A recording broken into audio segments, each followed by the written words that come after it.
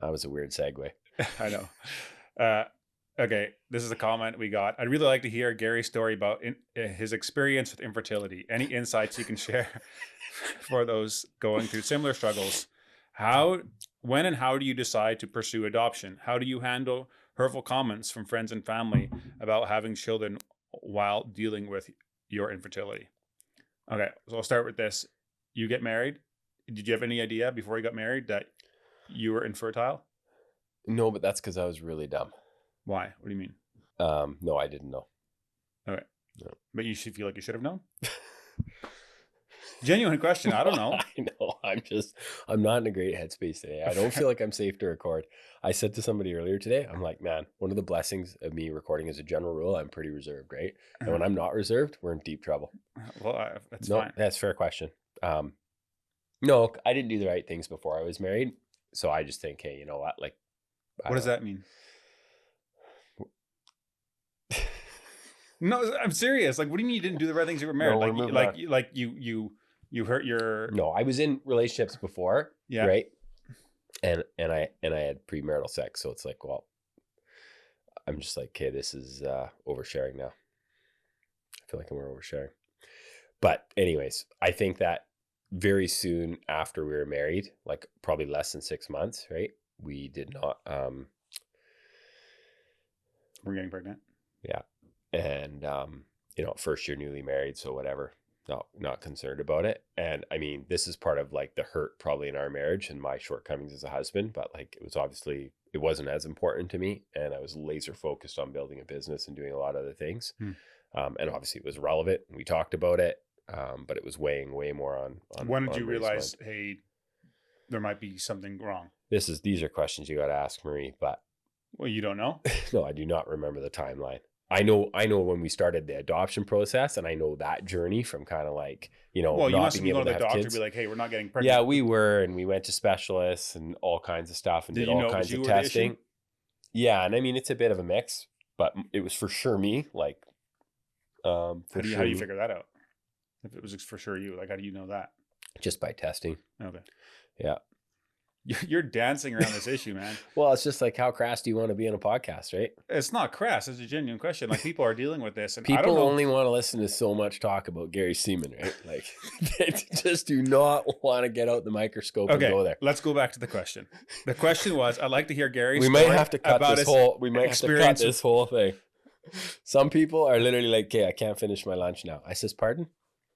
I'd like to hear Gary's Gary's story about experience. his experience with infertility. Any insights you can share with those going through similar struggles? When and how do you decide to pursue adoption? Okay, so when I interact with someone that's married for a couple of years or whatever, and they can't have kids, and you instantly assume wait, they don't want it. Wait, well, I'm assuming you don't even know. First of all, first of all, like, what questions do you ask? They might have had a child and lost a child. Yeah, you don't know. So how do you ask those questions? And if you're in that spot, how do you deal with it? So you obviously realize that you made some mistakes and that you were laser focused on your business and that you weren't like maybe as caring as a husband. Yeah, but like and that has been the general trend. If I talk to guys, and I do talk to guys that are in the same situation, right? And sometimes it's their fault, like, because of them. And some, I was going to say fault. That's really dumb. But sometimes like you couldn't help it, right? No.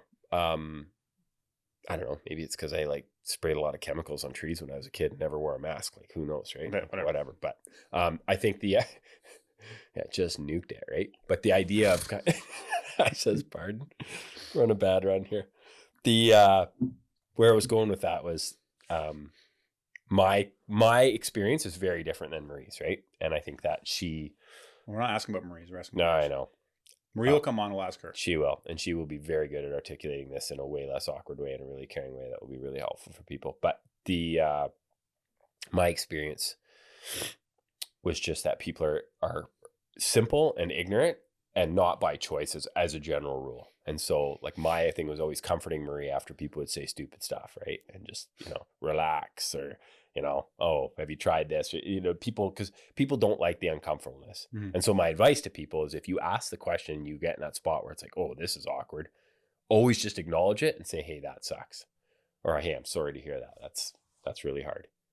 And then, like, just be okay with that awkwardness of like, hey, it's really hard, mm-hmm. and there's no solution. You don't need to give a solution. There is none. Yeah. Definitely not from a random stranger I that's want to fix everything. getting into some weird situation about why you haven't had children, or why, and I think that Okay, so I look at it very spiritually, personally. Like, I look at it as people are always trying to control their lives. Yeah. People when I hear people saying, oh, we plan on having this many kids, I'm just like, okay, like, stop the presses. Like, the good Lord might just decide that you have one. So you think you should just have 12, because if you get 12, no protection? Oh, we're not going there, but way more about, I feel like I need Kleenex, Kyle. I'm really struggling here. You're fine. You need to. You can go grab that Kleenex if you want. Yeah, I need to. Okay, go grab it. Oh, I can't get up, so. Sciatic nerve. Oh. Yeah. We're keeping this in here too, so get back here. Oh man, we can't have it blow. I blow my nose like a real beatman, really loud. Should I step out? No. Guys, I'm sorry. Okay. So you're married for a while. You realize you can't. Somebody have did kids. say we're raw and uncut, and this is what they meant. Just brutal. I'll have to put that mic back in your face. Sorry. Okay. So you're married for a while. Yeah, can't have kids. Realize you can't have kids. It's 100%. You were told 100%. Basically, it'd be a miracle. Basically, okay, that's what the doctor said. And then, how soon after are you guys talking about adoption? First, doing fertility treatments. Started that journey, kind of like. Okay. And I'm there again. It's been like a decade.